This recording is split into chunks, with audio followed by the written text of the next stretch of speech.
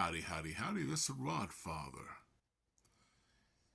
If things are harmonious in the Republican Party, you couldn't tell by these pictures. Now, these pictures are probably 2 weeks old, and the truth is, no one knows why a lot of these people gave the faces they did. They could have just, had uncomfortable underwear, or just the juice they had that morning was too sour. But look at some of these faces as Speaker of the House Mike Johnson speaks about the economy and the shutdown. Pay particular attention to the man to his right behind him. And this man here. All right, here we go. Caucuses and the Republican side. These are folks among our friends and colleagues, the most productive, most dedicated, most effective members, because they are people who work every day on solutions for the greatest challenges facing our country. And Carlos Jimenez is with us, and Blake Moore, and Julie Fedorchik, and Gabe Evans. Beth Van Dyne may be joining us. I think she had a flight delay. But they've been out in their districts working very hard to help their constituents navigate through the chaos that's been created by the Democrat shutdown.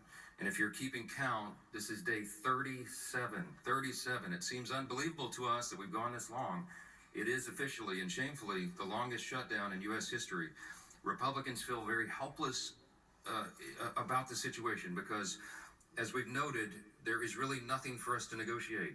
We sent them a clean CR, as you know, back in September 19th. We passed it out of the House. It feels like a lifetime ago.